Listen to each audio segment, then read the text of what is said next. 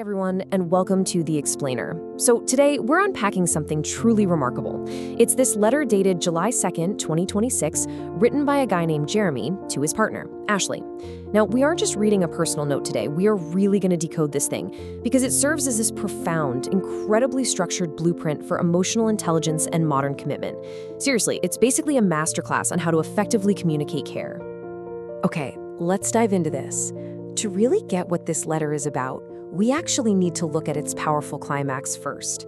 After listing out all these promises to her, Jeremy summarizes his entire philosophy of love, and he does it by completely rejecting those cinematic, over-the-top displays of romance that, let's be honest, we're all kind of conditioned to expect. Instead, he anchors his whole thesis on a much quieter but infinitely heavier concept: just showing up. But, that begs the obvious question. What does showing up actually look like in practice? I mean, it's a great buzzword, but without action, it doesn't mean much, right?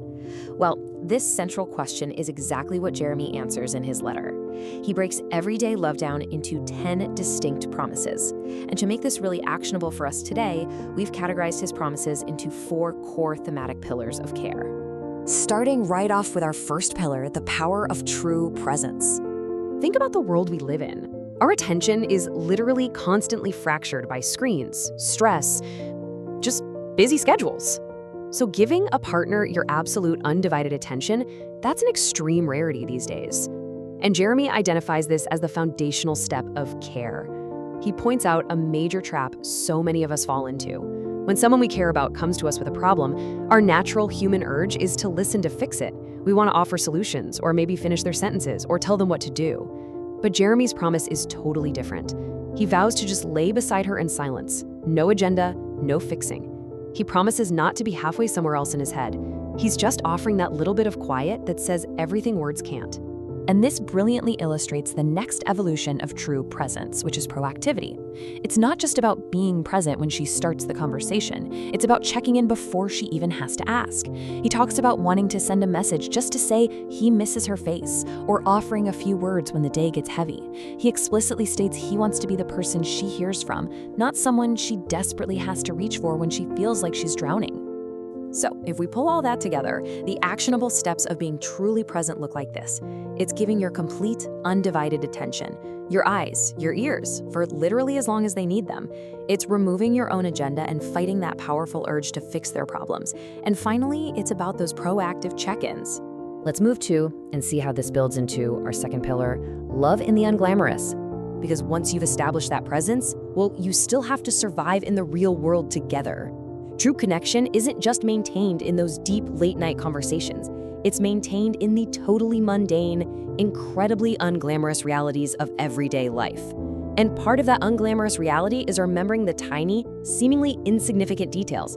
Jeremy promises to remember those little things she throws into stories when she thinks no one's really paying attention. He notes her food preferences, like no onions, no tomatoes, and humorously cements that spiders are an absolute hard no.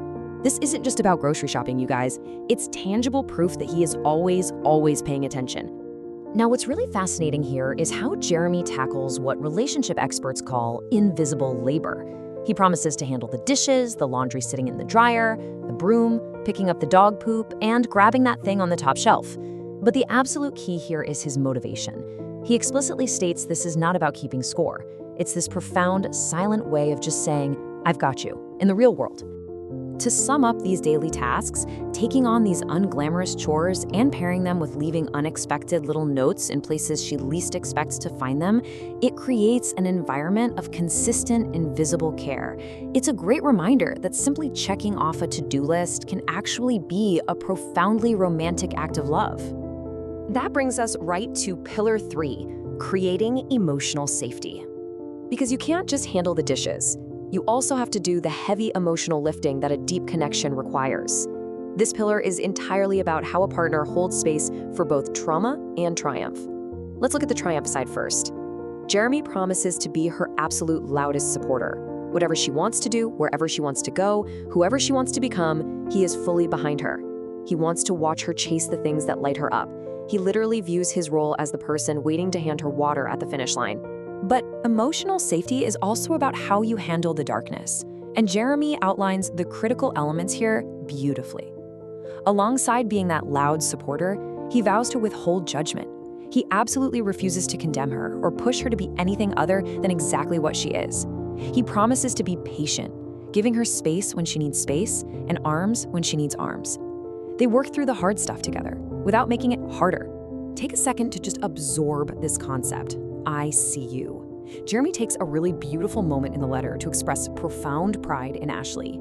He acknowledges that she has survived real, heavy things that would have broken most people, and yet she's remained soft and strong.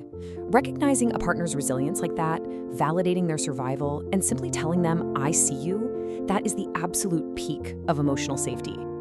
And finally, we reach Pillar 4, building a shared future. All of this daily work, the presence, the unglamorous chores, the emotional safety, it all serves an ultimate goal. It is the work required to earn the right to a lifelong quiet partnership. You can actually map out the progression of their shared future right through Jeremy's words. Day 1, that's about handling the everyday tasks and solving mysteries together. Move out 10 years, and it's about building a physical life, planting a garden, having a cabin somewhere quiet. Fast forward 50 years, and the ultimate goal is just being two old people rocking on a porch, not even needing to say much, because they stayed, and they already said it all. So the crucial point is exactly where we started. When you compare those fleeting, cinematic, grand gestures against the daily act of showing up wins every single time. True care is doing this again and again, in the little things like spider removal and the massive ones like holding space for trauma. It happens in the loud noise of daily life and in those quiet moments out on the porch. Jeremy concludes his letter with this really beautiful narrative bow. He basically states that caring is being the person who doesn't leave. He promises to work on trusting her again so that he becomes that person who stays forever, and he expresses this deep desire to just keep showing her all these ways he cares. Jeremy's letter is such a powerful reminder that love isn't just something you feel, it's something you continually do. Which leaves us with one final thought to reflect on today. Taking these lessons of intentional, everyday care, how will you show up for someone today?